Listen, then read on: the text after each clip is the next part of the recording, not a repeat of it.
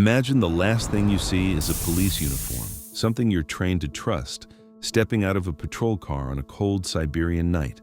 In Angarsk, a city in Russia's Irkutsk region, that trust became a trap, again and again, for 2 decades.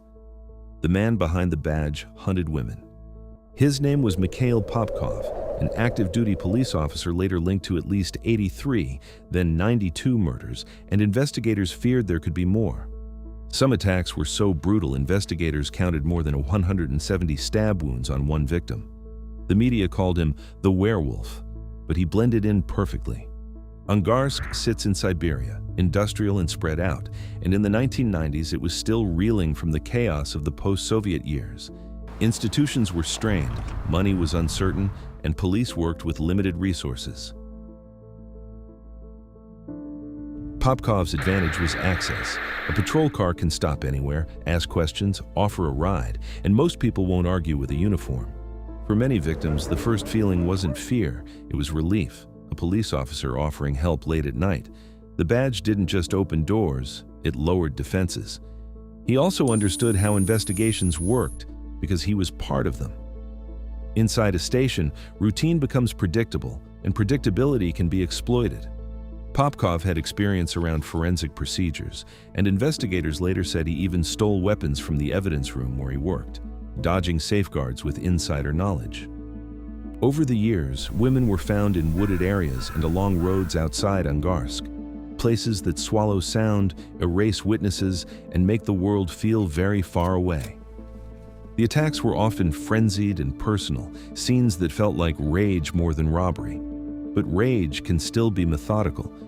When Popkov was finally caught, he tried to give his violence a purpose, an explanation that sounded like a mission, not a confession. He claimed he was cleansing the streets, judging women as immoral. It's a familiar mask, I had to, and it doesn't explain the scale, only the mindset. The most terrifying detail isn't only what he did, it's how long he did it. From the early 1990s into the 2010s, the timeline just kept stretching. Cases piled up across the region, and the same question returned. How is this still happening? Somewhere in paperwork and patrol routes, the answer hid in uniform. Investigators weren't ignoring the murders, they were chasing them through fog. Leads scattered, evidence varied, and every new scene seemed to shift the story again. Different weapons, different locations, victims who didn't all know each other, enough variation to blur a single profile. By the 2000s, one tool kept gaining power: DNA. Even when cases go cold, biological traces can sit quietly for years, waiting for comparison. In Angarsk, that right person turned out to be someone investigators had been standing next to the whole time, close enough to share hallways and routines. In 2012, investigators made a decision that was as explosive as it was logical. They would test the police themselves, even if it shattered trust. They ordered DNA testing of roughly 3,500 current and former police officers in the Irkutsk region, admitting the killer might be wearing the same uniform as the hunters. When the results came back, the case didn't just move forward, it snapped into focus. A pattern that looked like chaos suddenly had a center. Popkov's DNA matched evidence connected to multiple crime scenes. After 20 years of fear and false leads, the monster wasn't a stranger, he was a cop with a routine. The arrest wasn't just a capture, it was a rupture in trust. A man who once represented safety was finally treated like the threat he'd always been. For investigators, the realization was brutal. The system had been giving him cover, mobility, and credibility for years, advantages no ordinary suspect could ever have. In 2015, Popkov was convicted of 22 murders. The courtroom details were grim, but the numbers were even worse than many people expected. Then, in 2018, he was convicted of 56 more, pushing the confirmed total far beyond what seemed possible in one region. He received 2 life sentences, rare in Russia. Even after sentencing, the story didn't stop expanding. His confirmed count later rose to 92, and experts have suggested the true number could be much higher. Some estimates have floated as high as approaching 200, but uncertainty remains.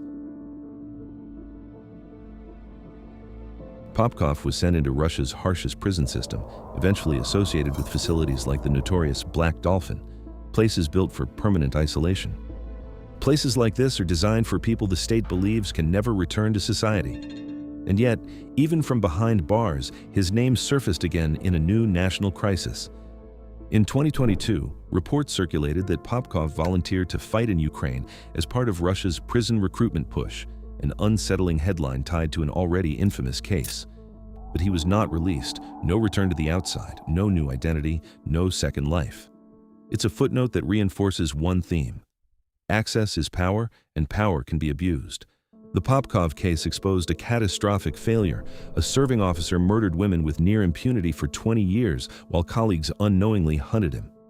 It wasn't just one man's brutality, it was a system that couldn't imagine the threat wore its own uniform, drove its own car, and held its own keys. Sometimes the safest-looking person is the first to question. Please subscribe and share if you want more interesting stories and mysteries. Your support helps us keep exploring the unknown. See you in the next video.